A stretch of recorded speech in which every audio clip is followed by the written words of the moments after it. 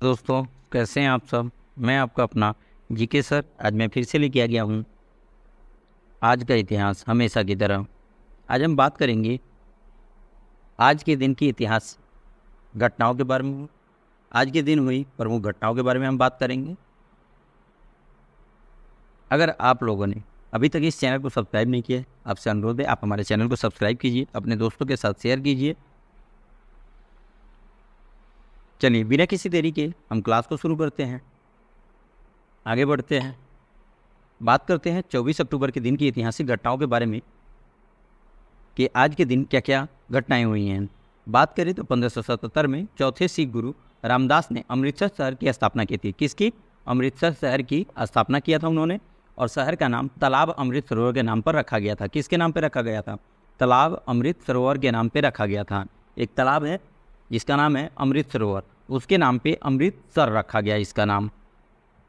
Clear हो गया आप सभी को? बहुत ही इम्पोर्टेंट पेपर में आता है ये सब। अगर पंजाब से रिलेटेड जो भी स्टेट गवर्नमेंट का एग्जाम होता है उसमें ये क्वेश्चन जरूर पूछा जाता है। नेक्स्ट की तरफ बढ़ते हैं, बात करते हैं 1579 में जेसुइट पादरी एस जे थॉमस भारत आने वाले पहले अंग्रेज थे। वह पुर्तगाली नौका से गोवा पहुंचे थे। कहाँ पहुंचे थे? पुर्तगाली नौका से गोवा पहुंचे थे। ये भी बहुत ही इम्पोर्टेंट क्वेश्चन है, ये पेपर में आते हैं और पूछे भी जाते हैं, तो इसलिए इस चीज़ को याद रखिएगा। बात करते हैं 1605 में मुगल शासक जहांगीर ने आगरा में गद्दी संभाली थी। क्या संभाली थी? आगरा में उन्होंने अपना गद्दी संभाला था, मतलब राजभार उन्होंने संभाला था। उनका नाम था जहांगीर। क्लियर हो गया आप सभी को? बात करते हैं 1657 में कल्याण और भिवंडी ने शासन के अधीन आए थे। किसके आए थे? कल्याण और भिवंडी जो थे वो शासन के काल में आए थे, मतलब अधीन में हुए थे 1657 ईस्वी को, आज ही के दिन। बात करें 1945 में द्वितीय विश्व युद्ध की समाप्ति के 1 महीने बाद ही विश्व में शांति कायम करने के लिए संयुक्त राष्ट्र संघ यूएनओ की स्थापना की गई थी। किसकी? यूएनओ की स्थापना की गई थी। कब? द्वितीय विश्व युद्ध के बाद इसकी स्थापना किया गया था, शांति को कायम करने के लिए। बात करें 1946 में रॉकेट द्वारा पहली बार धरती का अंतरिक्ष से चित्र लिया गया था। किसके द्वारा लिया गया था? अंतरिक्ष से धरती की पहली बार चित्र लिया गया था। वो भी कब लिया गया था? 1946 ईस्वी में लिया गया था। बात करें तो 1947 में जम्मू कश्मीर पर पाकिस्तान कबायलियों ने हमला किया था। किससे हमला किया था? जम्मू कश्मीर पे पाकिस्तानी कबायलियों ने हमला कर दिया था 1947 में, आज ही के दिन। बात करते हैं 1948 में बर्नार्ड बारूक ने सीनेट युद्ध की जांच समिति के समक्ष एक भाषण में पहली बार शीत युद्ध शब्द का इस्तेमाल किया था। किसका? शीत युद्ध शब्द का जो इस्तेमाल हुआ था, ये बर्नार्ड बारूक ने सीनेट युद्ध की जांच समिति के समक्ष एक भाषण में पहली बार इस चीज़ का यूज किया था उन्होंने। ये बहुत ही इम्पोर्टेंट है ये। बात करते हैं 1975 में बंधुआ मजदूर प्रथा को समाप्त करने के लिए एक अध्यादेश लाया गया था और अगले दिन यह प्रभाव में आ गया था। मतलब आज अध्यादेश लाया गया और कल से यह प्रभावी भी है, समझ लीजिए। बंधुआ मजदूर आपको पता ही है क्या होता है? पता है आपको? कमेंट सेक्शन में बताइएगा बंधुआ मजदूर के बारे में। बात करें 1982 में सुधा माधवन मैराथन में दौड़ने वाली पहली महिला एथलीट बनी थी। क्या बनी थी? पहली महिला एथलीट बनी थी जो मैराथन में दौड़ने वाली लेडीज थी, मतलब महिला थी। बात करें 1984 में कोलकाता में एस्प्लेनेड और भवानीपुर के बीच पहली मेट्रो ट्रेन भूमिगत ट्रेन शुरू हुई थी। कौन सी? पहली भूमिगत ट्रेन जो थी वो कोलकाता में एस्प्लेनेड और भवानीपुर के बीच पहली बार इसको शुरू किया गया था। ये इम्पोर्टेंट है, ये पेपर में पूछा भी जाता है कि पहली भूमिगत ट्रेन को कहाँ शुरू किया गया था, तो कोलकाता में शुरू किया गया था, जिसको मेट्रो बोला जाता था। बात करें सन 2000 में दक्षिण कोरिया द्वारा लंबी दूरी के मिसाइलों का परीक्षण न करने की घोषणा किया गया था। किसके द्वारा? दक्षिण कोरिया के द्वारा। दक्षिण कोरिया और नॉर्थ कोरिया पहले एक ही थे, पर ये दो अलग अलग कंट्री में डिवाइडेड हुए, दक्षिण कोरिया और नॉर्थ कोरिया, मतलब उत्तर कोरिया। बात करते हैं 2001 में नासा के 2001 मार्स ओडिसी अंतरिक्ष यान ने सफलतापूर्वक मंगल ग्रह के चारों ओर कक्षा में प्रवेश किया था। कहाँ किया था? मंगल ग्रह पे चारों ओर जो कक्षा है उसमें इन्होंने प्रवेश किया था सफलतापूर्वक। बात करें 2004 में ब्राज़ील ने अंतरिक्ष में पहला सफल रॉकेट परीक्षण को सक्सेसफुल परीक्षण किया था। इसका कब किया था? 2004 में किया था। 2005 की बात करें तो न्यूजीलैंड ने भारत नया हवाई सेवा समझौता करने पर सहमत हुआ था।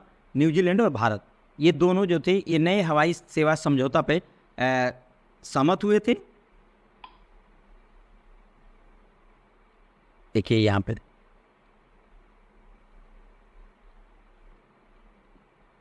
24 अक्टूबर के दिन जन्मे प्रसिद्ध व्यक्तियों के बारे में हम डिस्कस करते हैं इस क्लास में।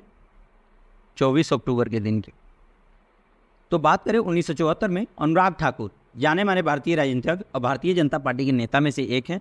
आप लोग कमेंट सेक्शन में बताइएगा कि अनुराग ठाकुर जी किस क्षेत्र के मंत्री हैं। अभी जो उनको मंत्रिमंडल पद मिला हुआ है वो किस क्षेत्र से जुड़े हुए हैं और किस क्षेत्र का उनको मंत्रिमंडल पद मिला हुआ है।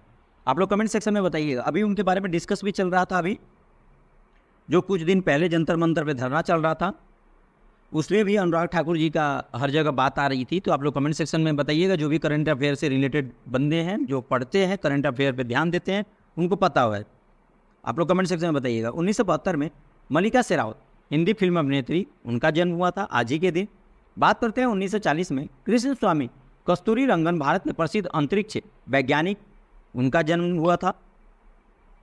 बात करते हैं संजीव चट्टोपाध्याय जो बांग्ला भाषा के उपन्यासकार एवं लघु कथाकार थे। इनका भी जन्म 1936 में आज ही के दिन हुआ था। बात करें आर.के. लक्ष्मण सुप्रसिद्ध कार्टूनिस्ट 1921 में आज ही के दिन हुआ था। जीवन हिंदी फिल्मों के प्रसिद्ध अभिनेता थे। 1915 में आज ही के दिन जन्म हुआ था।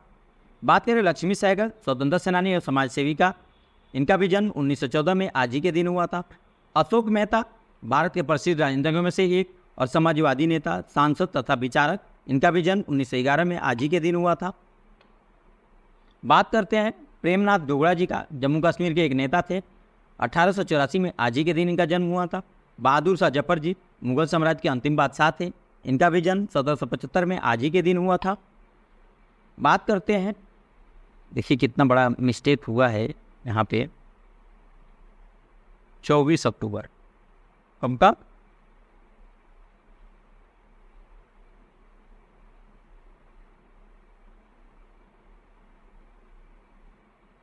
24 अक्टूबर को हुए प्रसिद्ध व्यक्तियों के निधन के बारे में डिस्कस करते हैं। तो बात करें सन 2000 में सीताराम केसरी जो भारतीय राष्ट्रीय कांग्रेस के राजनीतिज्ञों में से एक थे। इनका भी निधन आज ही के दिन हुआ था। बात करते हैं ग्लेडविन जेब जो संयुक्त राष्ट्र के प्रथम महासचिव के चुनाव तक कार्यवाहक महासचिव थे। इनका भी निधन 1996 में आज ही के दिन हुआ था। बात करते हैं रफ़ी अहमद किदवई जी का जो स्वतंत्रता सेनानी और राजनीतिज्ञ थे। 1954 में आज ही के दिन इनका निधन हुआ था। धर्मपाल जी जो भारत के एक महान गांधीवादक विचारक इतिहासकार एवं दार्शनिक थे। इनका भी निधन 2006 में आज ही के दिन हुआ था। बात करते हैं मन्ना डे जो भारत सरकार ने इन्हें सन 2005 में कला के क्षेत्र में पद्म भूषण से सम्मानित किया था। इनका भी निधन 2013 में आज ही के दिन हुआ था। गिरजी देवी जो प्रसिद्ध ठुमरी गायिका थी। इनका भी निधन 2017 में आज ही के दिन हुआ था। टी.एस. मिश्रा जो भारतीय राज्य असम के भूतपूर्व राज्यपाल थे। इनका भी निधन 2005 में आज ही के दिन हुआ था। अब बात करते हैं महत्वपूर्ण उत्सव और दिवस के बारे में। आप लोग कमेंट सेक्शन में बताइए आज कौन कौन सा उत्सव है और क्या महोत्सव है। तो अगर हम बात करते हैं तो आज पहला तो है विश्व सूचना विकास सूचना दिवस। क्या है? विश्व विकास सूचना दिवस। ये 24 अक्टूबर को मनाया जाता है।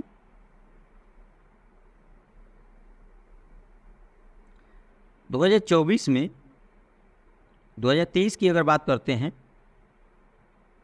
विश्व विकास सूचना दिवस इसके बारे में अगर डिस्कस करें तो ये इसलिए मनाया जाता है क्योंकि इस दिन का उद्देश्य विकास की समस्याओं के लिए विश्व जनमत का ध्यान आकर्षित करना और समग्र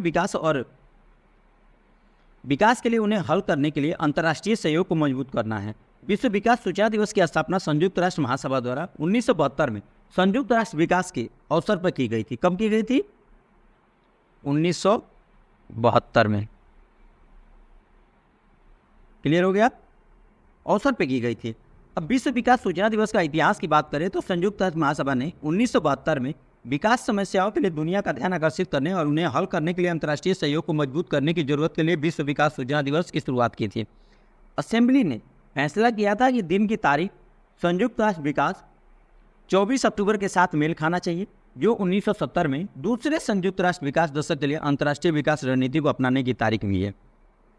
क्लियर हो गया आप सभी को? यह है इसका इतिहास। चलिए हम नेक्स्ट की बात करते हैं कि विश्व पोलियो दिवस। आपको पता है पहले पोलियो उन्मूलन दिवस हमारे इंडिया में मनाया जाता था। कब मनाया जाता था? कमेंट सेक्शन में कोई बताएगा मुझे? एनीवन? कोई बता सकता है मुझे?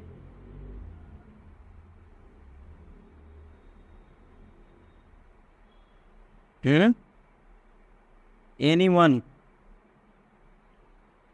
कोई बता सकता है मुझे?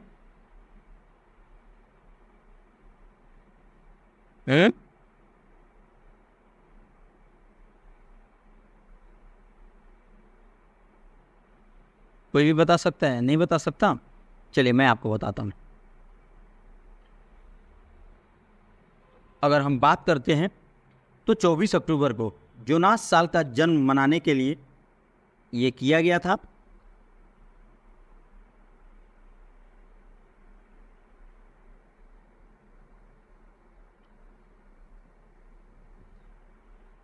पोलियो टीकाकरण और पोलियो उन्मूलन के लिए जागरूकता बढ़ाने के लिए प्रतिवर्ष 24 अक्टूबर को विश्व पोलियो दिवस मनाया जाता है। रोटरी इंटरनेशनल द्वारा इस दिवस की स्थापना जोनास साल, जो अभी मैं बता रहा था, के जन्म के उपलक्ष्य में की गई थी, जिन्होंने पोलियो मेलाइटिस के खिलाफ एक टीका विकसित करने वाली पहली टीम का नेतृत्व किया था। विश्व पोलियो दिवस के लिए 2023 का जो थीम है, आप लोग कमेंट सेक्शन में बताइएगा, मैं लास्ट में आपको बताऊंगा कि थीम क्या है। ठीक है, अब मैं बता देता हूं कि पोलियो है क्या। पहले ये हम जान लेते हैं। पोलियो एक अपंग और संभावित घातक संक्रामक रोग है। इसका कोई इलाज नहीं है, लेकिन सुरक्षित और प्रभावित टीके हैं। टीकाकरण द्वारा पोलियो से बचा जा सकता है। पोलियो का टीका कई बार दिया जाता है, लगभग हमेशा एक बच्चे को जीवन भर बचाता है। इसीलिए पोलियो उन्मूलन की रणनीति हर बच्चे को तब तक संरक्षित करके संक्रमण को रोकने पर आधारित है जब तक संरक्षण बंद ना हो जाए और दुनिया पोलियो मुक्त ना हो जाए। क्लियर हो गया आप सभी को? Any doubt?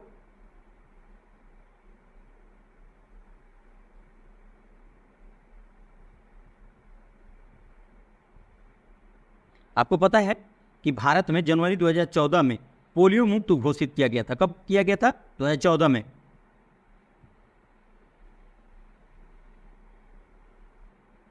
अब अगर बात करते हैं तो अफगानिस्तान और पाकिस्तान दो ऐसे देश हैं जहां जंगली पोलियो वायरस का आखिरी गढ़ है। अफ्रीका क्षेत्र को 2020 में वाइल्ड पोलियो वायरस मुक्त के रूप में प्रमाणित किया गया था। अगर इसकी बात करें तो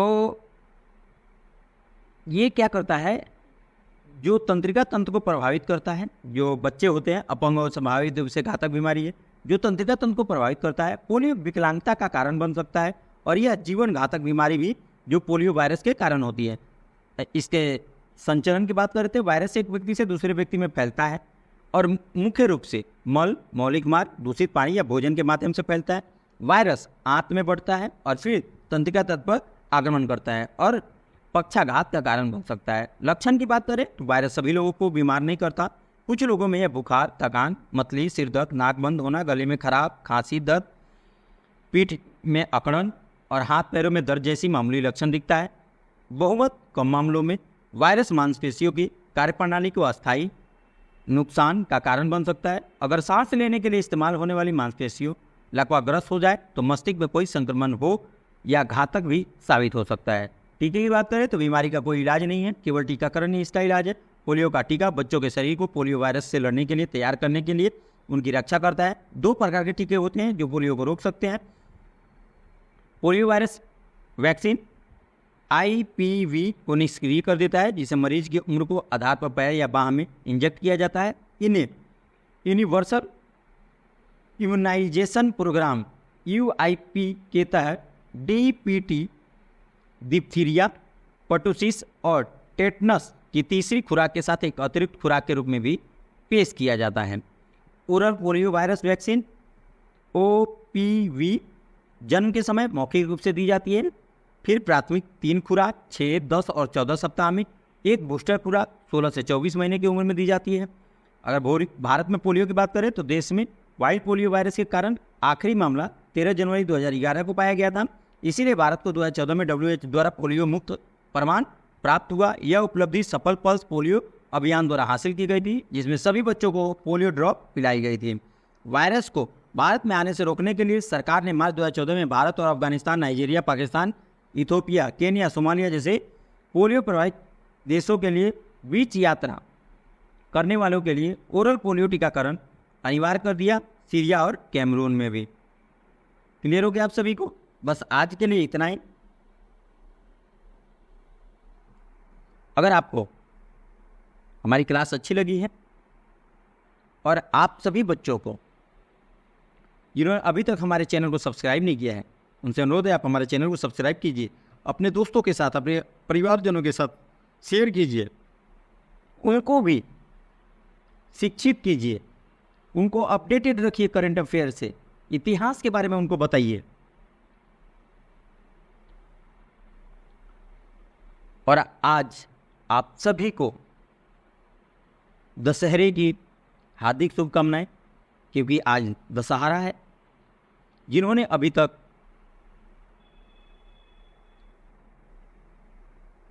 अपने दोस्तों के साथ, फ्रेंड फैमिली के साथ अगर दशहरा नहीं मनाया है, उनसे अनुरोध है आज शाम को आप अपने रिलेटिव के साथ घूमने जाइए, मस्ती कीजिए, दशहरा मनाइए। फिर कल से हम मिलते हैं आपसे फिर नेक्स्ट किसी वीडियो में। तब तक के लिए जय हिंद, भारत माता की जय।